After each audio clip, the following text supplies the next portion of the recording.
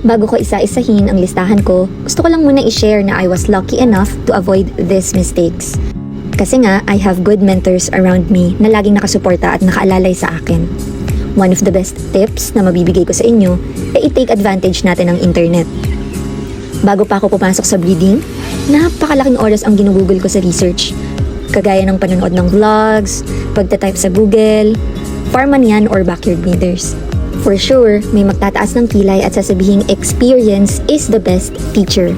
Tama naman po yun, pero kung kaya mong matutunan ang pagkakamali ng iba, you can save so much time, money, and effort. Habang palawak ng palawak ang kaalaman mo, paganda ng paganda ang mga decisions mo. And alam mo yung best part doon? It will cost you nothing. Libre lang. Kaya samahan niyo kong alamin at sabay-sabay nating iwasan ang mga ito. Nangunguna sa aking listahan ang poor selection at pagsettle sa low quality breeding materials. Para sa akin, ito yung pinaka-importante. Minsan, sa kagustuhan nating mag-umpisa agad, nahatak tayo ng mura at pwede na. Pero dito sa industry na to, hindi pwede ang pwede na. Akalos ka ng malakas na manok.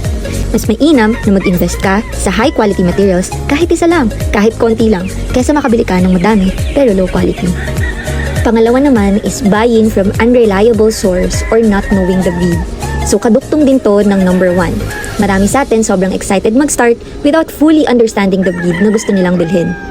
Maraming nagbebenta dyan na i-claim na pure ang manok, pero hindi ko naman nila lahat. Pero maging aware tayo na ang society natin ngayon ay cruel. May mga hindi talaga honest na tao at lalamangan ka. Kaya laging maging maingat. Always buy from reputable breeders, farm man yan or backyard. Naniniwala akong madami pa din naman ng tapat sa mga clients nila. Isa sa sign na maaaring responsableng breeder nga ang kausap mo kung ang pagbibilahan mo ay merong clear documentation, records, or listahan sila ng breeding materials at breeding history. Tandaan natin na kailangan mag-uumpisa lagi tayo sa tama. Pangatlo, overbreeding without a plan. Base sa mga kwento ng mga mentors ko, madaming ganito.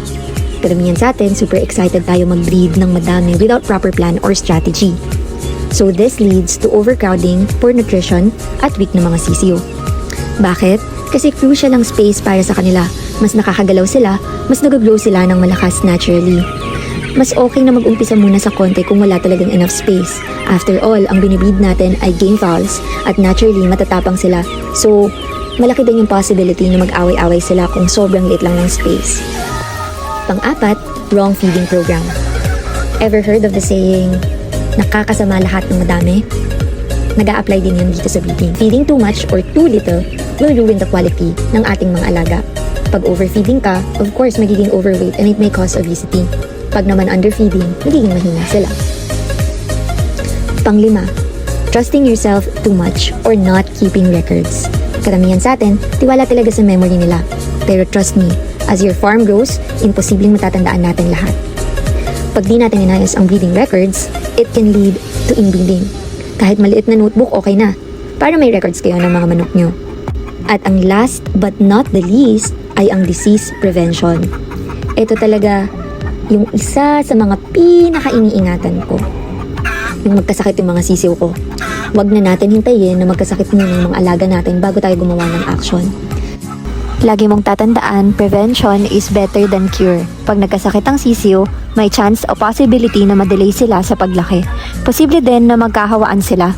Kaya lagi natin ingatan ang mga alaga natin. So yun na nga po ang mga madalas na pagkakamali sa breeding. If you're just starting, huwag kang ma-discouraged. Sabi nga nila, sa buhay, dalawa lang yan. You make excuses or you make progress. So choose wisely. Before I wrap this up, I just want to say maraming salamat po sa suporta. Nababasa ko po ang lahat ng comments nyo at maraming salamat po sa pag-inspire at pag-motivate sa akin na gumawa pa ng maraming videos. O paano mga ka-warrior, hanggang dito na lang. Hanggang sa susunod ulit. Lagi mong tandaan, tama ka, mali ako. I'm not an expert. Do what's good for you.